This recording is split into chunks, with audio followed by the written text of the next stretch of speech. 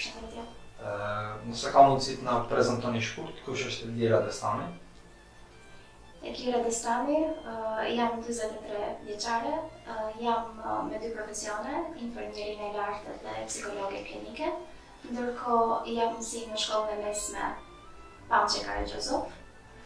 Kam dhënë mësim edhe në Universitetin e Tetovës, praktikën e autizmit, kam dhënë mësim në Ajmerer si praktik të infermierisë, ndërkohë kam punuar me disa shoqata më herët brenda dhe jashtë vendit, jam marrë me shumë aktivitete humanistike, ndërkohë prej një viti e gjysmë punoj në shoqatën Dua Ylverin.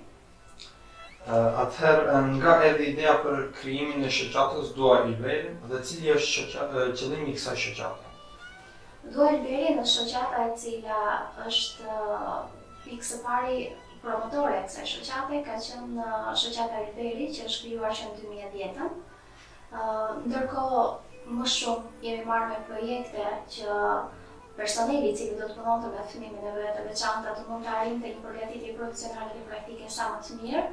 Erdhi momenti që para një viti e gjysmë së bashku me Blu dhe Thatchin, me të cilat jemi të dyja bashkëdrejtuese, po bëjmë këtë punë me fëmijë me nevoja të veçanta, jo vetëm, por edhe me kolegë të tjera, të cilat janë logopede klinike, janë defektologe dhe psikologe të tjera.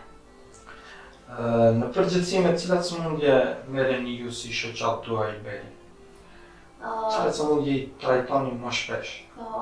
Pengesat të cilat paraqesin fëmijët ndonjëherë janë të diagnostikuara, pra janë vërtet si sëmundje të tilla dhe janë me diagnozë të caktuar, disa të tjera janë thjesht vetëm shqetësime të prindërve, të cilat i kanë shtyrë që të vinë këtu. Ne punojmë me fëmijë të cilët janë prej moshës 21 muaj, pavarësisht se kushtet i kemi prej 18 muajsh, dhe punojmë deri me të rritur, personi që e kemi më të madh në moshë është 43 vjeçar. Ndërkohë pengesat të cilat janë të tilla si çrregullimi të spektrit të autizmit, paralizë cerebrale, epilepsi, disleksi, disgrafi, belbësim, do të thënë pak a shumë probleme të cilat trajtohen nga logopedët, por edhe probleme të tjera siç janë hiperaktivitet, çrregullime emocionale, çrregullime të tjera të gjitha fushat të zhvillimit të fëmijëve. Çka ju motivon juve si bashkëudhëheqëse, si profesorësh, domethënë, çka ju motivon të vazhdoni me punën edhe më përpara? Domethënë, a ka sukses që shifet? Ashtu që kuptoj. Kuptoj, momenti është që puna me fëmijë me nevoja të veçanta është pasion. Nëse nuk e ndjen si punë të vërtet, por kjo punë të mos jetë vetëm në kuptimin standard të punës, siç mund të jemi punonjës në administrat, punonjës për të dhënë mësim, kjo ka një definim pak më ndryshe. Puna me fëmijë me nevoja të veçanta, nëse nuk e ke bërë ndonjëherë më herët, nuk mund ta kuptosh në tërësinë e saj. Sa më shumë vite kalon, e kupton që është diçka që të tërheq për të punuar pikërisht në atë të suksesit të fëmijëve. Por edhe nëse fëmia qëndron në një standard të caktuar që për një kohë të caktuar nuk po përparon, prapë ti e ke ndjesinë që duhet të vazhdohet me punë vetëm e vetëm që të shikosh sukseset e ta. Puna me fëmijë me nevoja të veçanta ka specifikën e tillë që të tërheq në përditshmërinë e saj, asnjë ditë dhe asnjë orë nuk është e njëjtë me fëmijët. Një fëmijë sot mund të jetë shumë i mirë, shumë i aftë për të bërë veprime të caktuara, nesër mund të shkënjejë në çdo hap. Dhe në këtë mënyrë ti nuk je vetëm personi i cili do ta ndihmosh për të mësuar një shkronjë apo një ngjyrë apo një formë, për të vizatuar apo jo, por do të jesh krah për krah edhe me kolegët e tua të cilët punojnë me këtë fëmijë, edhe me prindrit të cilët shqetësohen, ndoshta ndonjëherë shqetësohen edhe për përparimin shumë të shpejtë, që do të vazhdoj kështu të përparoj, apo është vetëm një moment i caktuar në jetën e tij. Pra gjithë kohës do duhet thjesht që ti jesh një njerëz me shpirt të madh, duhet jesh një profesionalist shumë i Zotit dhe duhet jesh një ekip që duhet të funksionojë në mënyrën e mirëfillt të saj. Asnjë gjë nuk bëhet pa ekip, as puna juaj, pa as puna jon. Përofërsisht shoqata Dua Ylverin me sa fëmijë ka kapacitet domethënë për me punu njëkohësisht? Asnjëherë nuk themi që ky është fëmia e fundit që do të marrim.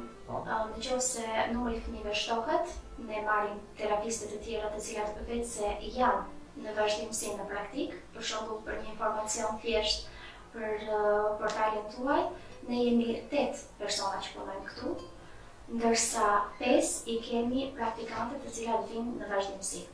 Përveç këtyre praktikantëve, të cilat vazhdojnë krah për krah punën me ne kemi patur edhe student, edhe si vjet kur diplomuan nga Universiteti i Tovës, të cilët mbarojnë për edukim special dhe rehabilitim.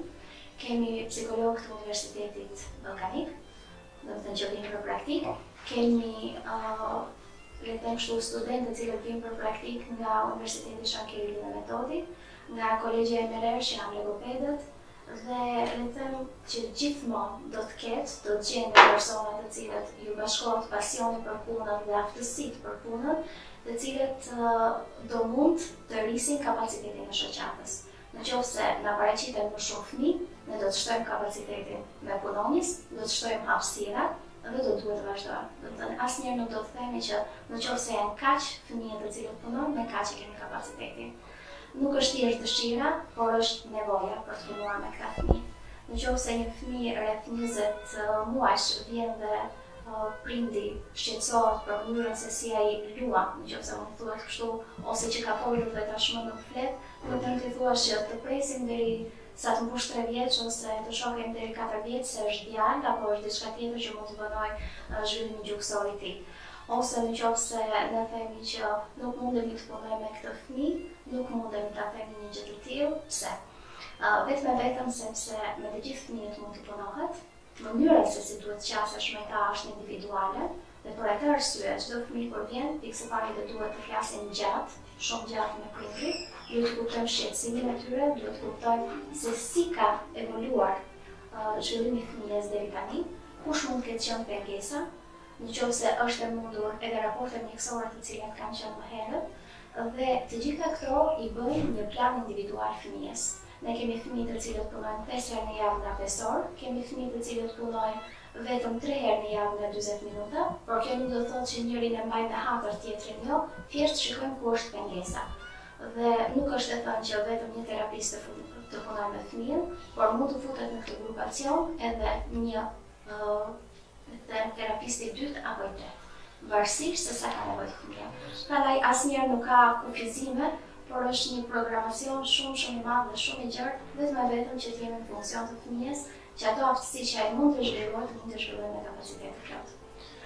Këtu pi shohim disa vizatime prapa jush, a ka mundësi përafërsisht na tregoni një sqarim të shkurt kush i ka vizatu apo Pikë së pari po flas kështu në përgjithësi, ekspozita Ngjyrat e verës në artin tim, filluam pikë së pari pikërisht si frymëzim nga një pikturë që e ka bërë Anesa, një vajzë e cila vazhdon shkollën fillore dhe është shumë e talentuar.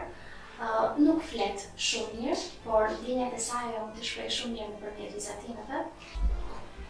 Ngjyrat e verës në artin tim është pikërisht ekspozita të cilën ne menduam duke frymëzuar nga vizatimi i Anesës, që është vizatimi këtu, pasi e pam që brenda punimeve të cilat bënin fëmijët mund të shprehnin edhe emocionet e tyre ndryshe. Ishte fëmia i parë i cili ndërkohë na bëri një vizatim shumë kompleks dhe për më pak se 5 minuta. Gjë që është e pamundur të mendohet, por duke qenë prezent aty e pam domethënë që ishte çdo gjë një aftësi shumë e mirë për këtë fëmijë.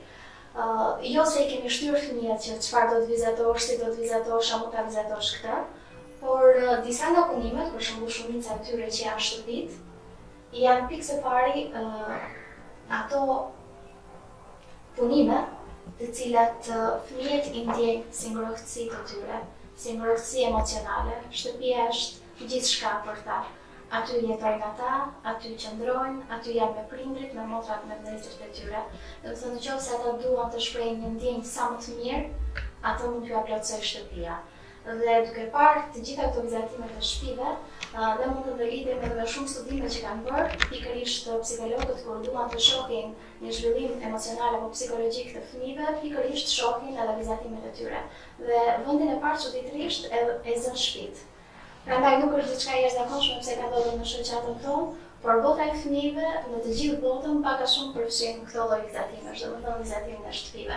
Ndërkohë kemi punime të veçanta, të cilat fëmijët i kanë bërë në kombinim edhe me lule, me pemë, po pikërisht domethënë në kuadër të shtëpisë apo një tablo komplet e plotë e shtëpisë me një diell të ngrohtë. Të gjitha këto lloj le të them kështu vizatimesh të shtëpive na mbushin plot sepse e kuptojmë që ata kanë një emocion pozitiv në hapësirat e shtëpisë. Domethënë ata ndjehen shumë mirë në pranin të prindërve të tyre, të motrave dhe vëllezërve të tyre. Dhe kjo është diçka shumë e mirë. Ndërkohë kemi edhe punime të tjera, si për shembull ylberi. Dhe nuk është që a do ta vizatosh ylberin se ne quajmë se shoqja dua ylberin, por gjallërinë që japin ngjyrat të cilat i mësojnë, shumë shpesh fëmijët i bëjnë edhe në kombinim me vizative të tilla.